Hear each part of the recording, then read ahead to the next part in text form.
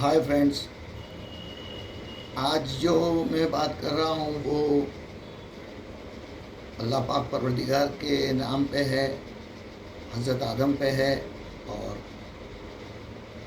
مولا علی شیر خدا کے نام پہ کچھ قصے ہیں جو آپ کے سامنے شیئر کروں گا میں۔ اور وہ جو ساری باتیں مل جل کے جو سامنے آ رہی ہے، اور جو میں اس لائق تو ہوں نہیں، ذرا برابر انسان ہے، مگر ہم تھوڑی کچھ کوشش کی ہے پڑھنے کی، جو کچھ باتیں قرآن شریف سے لی ہے اور کچھ نہج البلاغہ سے لی ہے۔ اور نہج البلاغہ میں سے جو ڈیٹیلز ہے اور جو قرآن شریف کی ڈیٹیل ہے وہ 100% ہوتی ہے، اس کی کوئی دو بات ہوتی نہیں ہے۔ تو اس کے لیے میں آپ کے سامنے وہ بات رکھ رہا ہوں۔ میری اتنی اوقات تو نہیں ہے کہ میں ان دو کتابوں کے بارے میں زیادہ ڈیٹیل دے سکوں، مگر میں نے جتنی معلومات کی ہے میں آپ کے سامنے شیئر کرنا چاہتا ہوں کہ اے انسان، اے لوگو، آپ کو ان چیزوں کو سمجھنا ہوگا کہ ہم اس دنیا میں کیوں ہیں اور ہم کیا کرنے کے لیے آئے ہیں، اور اللہ نے ہمارے کو کیا کیا نعمتیں دی ہیں۔ سب سے پہلی جو بات ہے، اللہ کی بارگاہ کے اندر اتنے فرشتے تھے جو کھڑے رہ کے رکوع میں، سجود میں ایک لمبے عرصے تک کے ان کے لیے عبادت کرتے تھے، اور عبادت جاری تھی۔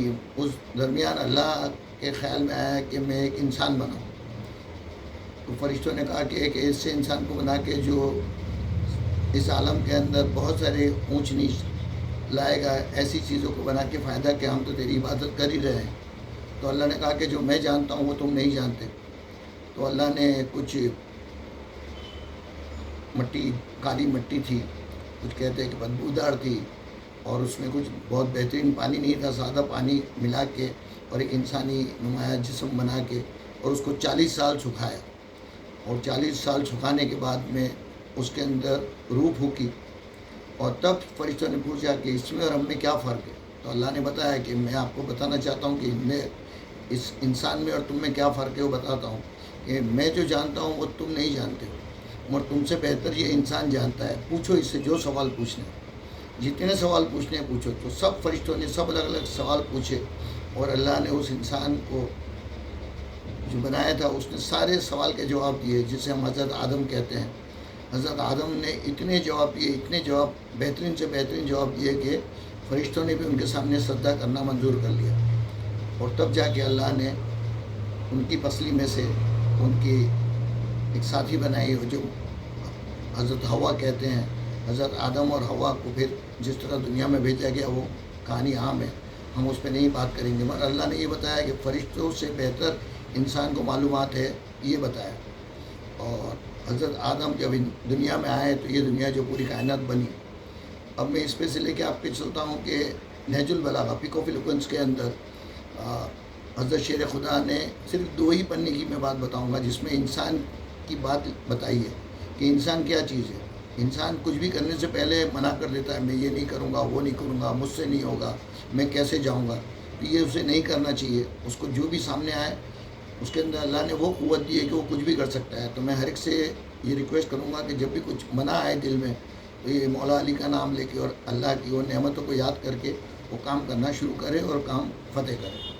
وہ مولا علی نے فرمایا کہ انسان کو اللہ نے دوسرے لوگوں سے الگ، دوسرے جانوروں سے الگ، پرندوں سے الگ کیسے بنایا؟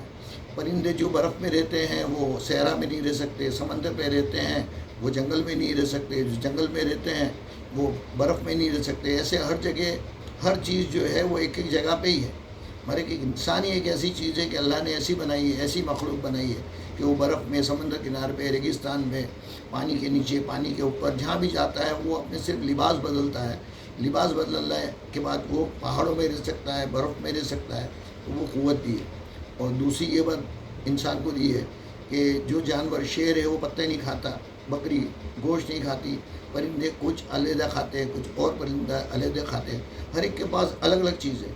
مگر انسان کو ایک ایسی چیز دی ہے کہ دنیا میں جہاں بھی جائے گا وہ جیسے بھی رہے گا، جس حالت میں رہے گا اس جگہ پہ اپنی خوراک کو ڈھونڈ لے گا، اور خوراک ڈھونڈ کے اور اپنے طریقے سے اسے کھائے گا۔ تو یہ ساری نعمتیں ہر ایک کو نہیں دی ہے، صرف انسان کو دی ہے۔ تو انسان کو کوئی بھی چیز منع نہیں کرنی چاہیے، جو بھی کام کر رہا ہے اس کے اندر ہمت سے آگے کام کرنا چاہیے کہ اللہ نے ان کو وہ کیفیت دی ہے۔